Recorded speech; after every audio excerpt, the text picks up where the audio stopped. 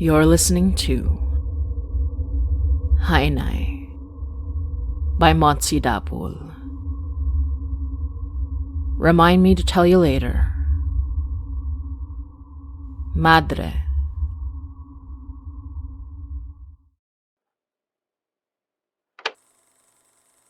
So, I've known about the supernatural for a long time. I grew up with it.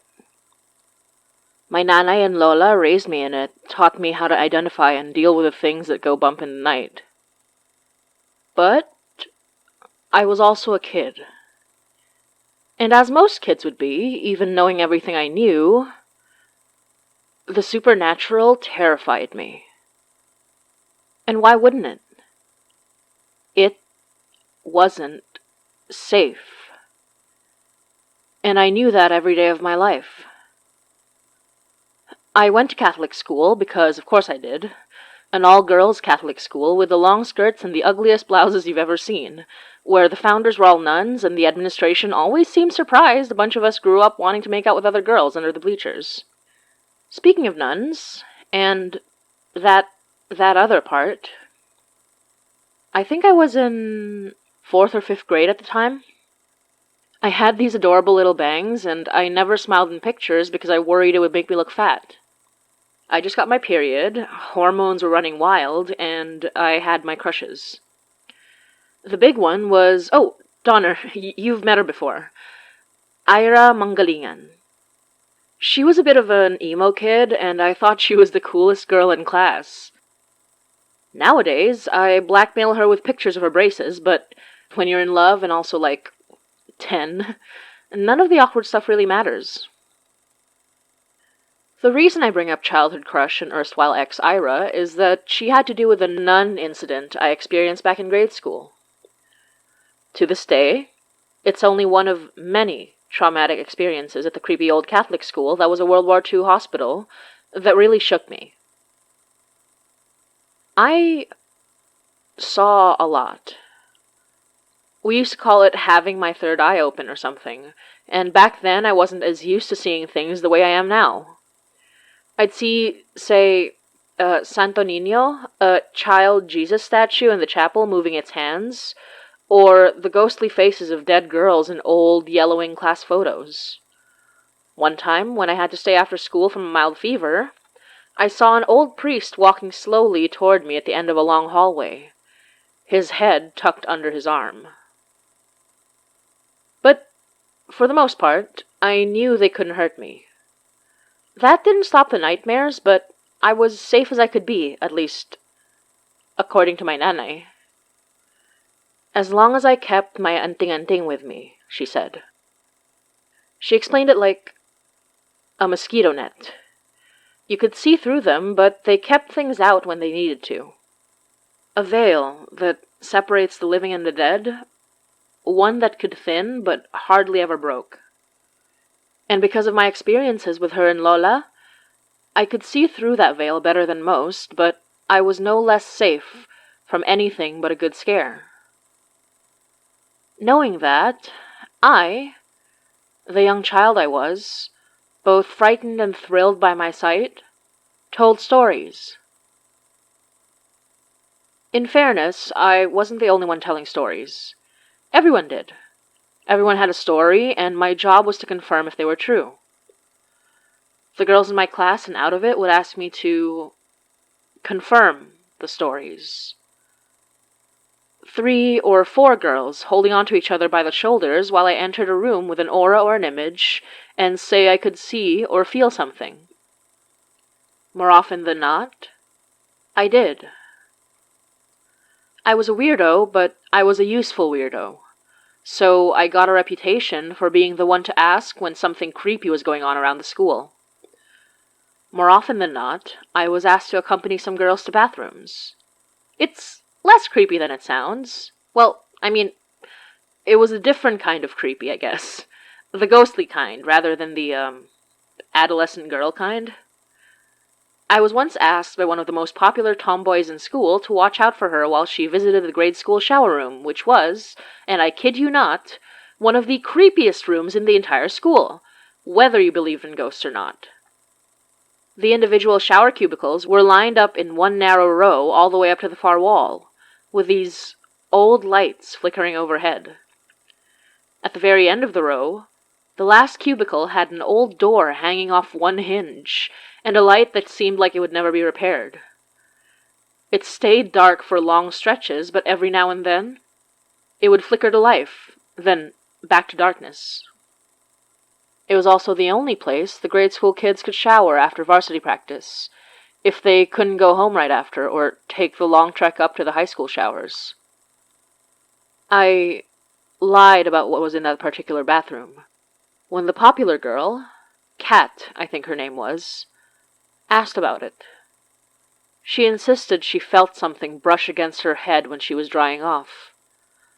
I told her that I couldn't see anything, which was a good sign, since it meant whatever ghosts were hanging around were harmless, if any at all. Hanging around. Let's just say this ghost was much less harmful than the one Laura and I encountered at the Christie house, but no less terrifying to see in the bathroom mirror, passing her hand over the heads and shoulders of other schoolgirls. When she saw me looking at her, hanging by her neck from the ceiling and gliding around the room, she reached out and brushed her fingers against the bangs on my face, but otherwise seemed inert. That was my experience for most of these ghosts in our haunted school. Terrifying, but calm. Peaceful, even. And then there was the nun. In our school, there were a few places I refused to go. A balletetry in the high school campus. A music room in one of the administrative buildings. And a certain bathroom beside the auditorium, where not a single young girl went alone, no matter what. Our school's most famous ghost haunted that place. The peeping nun, they called her. Story goes, any girl who goes to that bathroom alone will see pale fingers curl over the top of the cubicle, before the top of a veil, and wide, empty black eyes emerge to stare down at whoever's unlucky enough to be caught unsupervised, but see no feet touching the ground when they look down. Of course, there were stories about who she was, why she was there. Some said she was one of the nuns who worked as nurses during World War II, and her wide black eyes were those that watched over dying soldiers, kept awake by their cries. Others simply said she wasn't a nun at all, which made you wonder. Anyway, I refused to go near that place. I didn't have a great sense of the threat levels of the supernatural back then, creepy school ghosts notwithstanding, but I could tell that there was something there that made me shiver uncontrollably just at the thought of coming too close. It was the one place none of the girls in my school could convince me to go near. Or at least that's what I thought, not knowing that self-preservation was not the domain of dumb, hormonal kids with huge crushes. Ira was on the Arnis varsity team, Arnis being our national sport, and a martial art that basically involved wooden sticks and a lot of pain.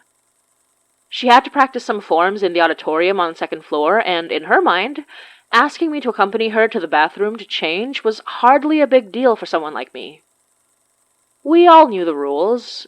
As long as you weren't alone in there, nothing crazy would happen.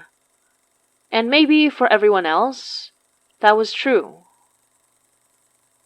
I could have told her the truth, could have told her no, but I guess most of us have been stupid over a girl at some point in our lives, and I said yes before I could even think about it, because I'd somehow rationalized that if nothing else in the school could really hurt me, then whatever was in there couldn't either. Let's just say the only reason I may have survived that encounter was sheer bloody luck.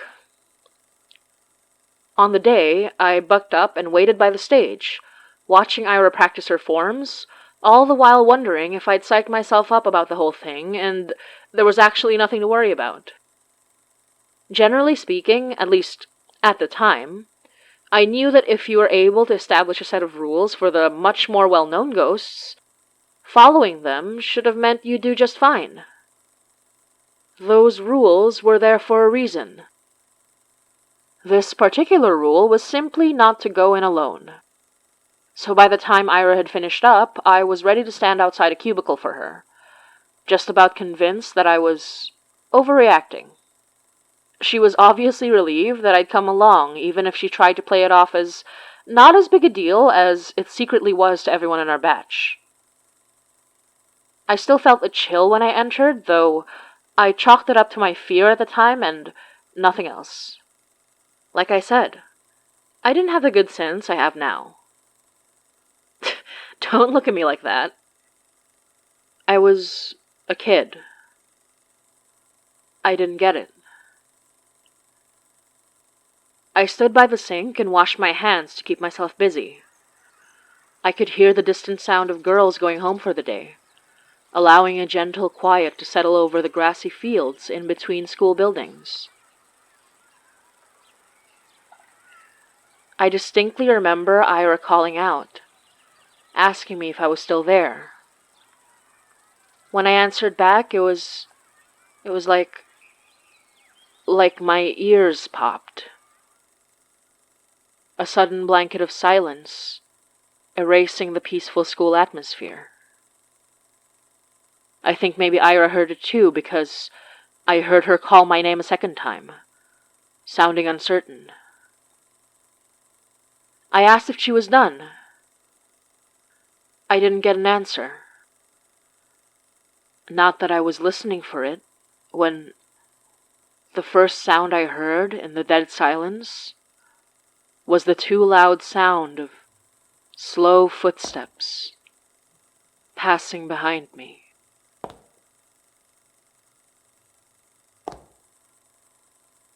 I think the funniest thing about that moment, looking back, was the fact that she had such loud footsteps when I couldn't even see a hint of her feet. Just the bottom of her black dress, a habited form moving with purpose, raised at least an inch above the floor. I was facing the mirror, but I kept my face down, afraid of what I'd see if I raised my eyeline. I didn't want to see her face. I didn't want to see her eyes. I could hear nothing but her footsteps. She moved further away from me and toward the far end of the room where Ira was changing in the cubicles. I breathed with every step, hoping against hope that she couldn't see or sense me. Honestly, if I saw her now, I'd have dealt with her no problem. We definitely dealt with worse back at the Christie house. But some things stick with you when you're that young. And the sight of that nun's eyes, I think maybe if I'd stayed quiet, we'd both have been okay, if a little spooked. But the closer it got to where Ira was, the stronger the impulse to do something. Stop it, even if I didn't quite know how. So I stepped forward, and she was upon me before I could even blink, wide eyes staring down at me, gray hands grasping my shoulders. I realized then that nobody had ever described this nun's mouth before. Nobody, it seemed, had ever seen it. I'll tell you right now, it was very similar to her eyes. Uncomfortably similar. especially opened as wide as it was. A void I could stare into, knowing something was staring right back. My mouth must have gotten just as wide when I screamed. It shouldn't have happened. That's what I keep thinking even now. She shouldn't have been there. Shouldn't have noticed me. Should have stuck to the script. Shouldn't have broken those rules that everybody had set before us. But even then, it seemed like I knew something before I knew it.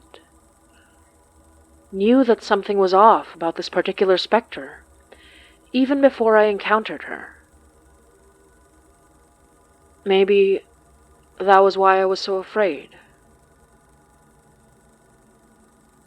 She grabbed me so hard I started feeling lightheaded, and for a moment I couldn't see anything beyond her black eyes and mouth, couldn't hear anything other than her scream and mine. It felt like I was falling, I don't know for how long, and then...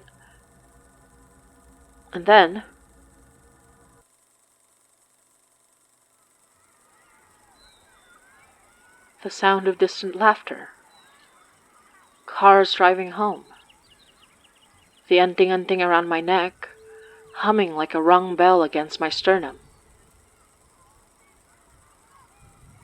Ira came out of the bathroom stall looking a bit shaken, asked if I saw her. It wouldn't be until years later, when we started dating in college, that I told her the truth. After that day, nothing about our old campus's ghost could get to me anymore. Silver lining to the encounter. No matter what horrors I saw, none of them could top the experience I had with a nun. When people asked me for help, I helped. When they needed company, I hung around with the dead-eyed specters my classmates could almost see. Assure them they were safe when they felt just a little of what I could feel. Years later, when I was about to graduate into high school, I stayed late one day and got to chatting with a kindly man who sold crepes in the cafeteria, who gave me a free cookies and cream crepe in 4th grade once and won my loyalty for years to come. He commented offhand about the creepy things he's seen, packing up on late days. He'd heard about me, at least in the vague sense, and knew what my nanay was. He mentioned coming from a similar area, reminisced about the woman that was both healer and, with the right bribe, caster of love spells and curses that he was told to avoid as a child.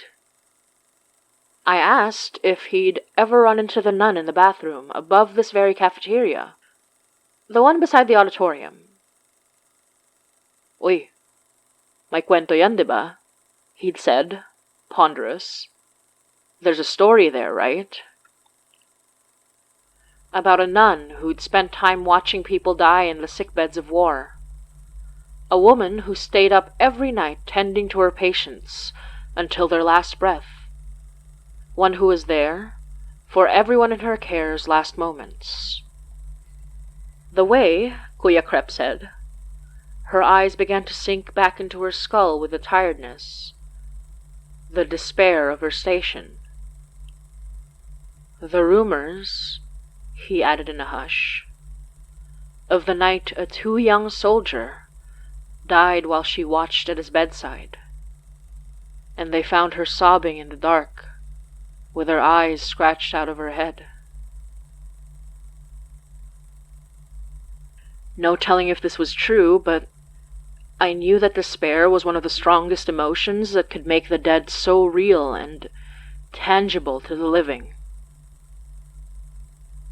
But I guess, when I think about it now, what bothers me about the encounter was not that this ghost was so tangible, so known. It was the way she grabbed me. It felt like she wanted something from me. Something that I knew I couldn't give. Not if I wanted to. To survive.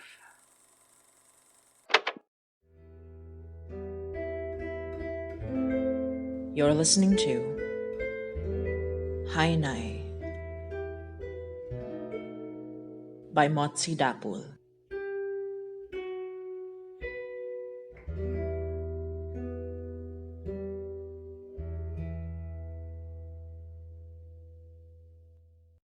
Hey everyone, this is Motsi. I'm the creator of Hainai, the writer of this episode and all of the main Hainai episodes, and the voice of Madre. If you enjoyed the special bonus episode, Madre, then consider subscribing to our YouTube channel. You can also follow us on all our socials at HainaiPod, that's HINAYPOD, and follow along with the story on Podbean or anywhere you like to listen to podcasts, like Spotify or Apple Podcasts. This episode was originally a patron-exclusive episode, and there will be more dropping on Patreon, so if you want to support us in that way, you can subscribe to our Patreon. To celebrate getting to 500 subscribers on YouTube, come join us at our special livestream, where we will pick one lucky subscriber to receive free Hainai merch.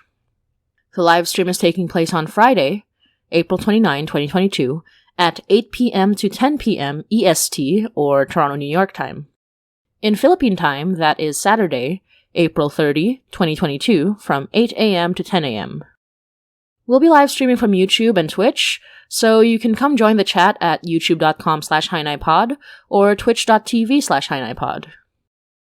Also, as this message is being recorded on April 28, 2022, if you're a Filipino who is able to vote in the 2022 elections, please vote for Leni Robredo.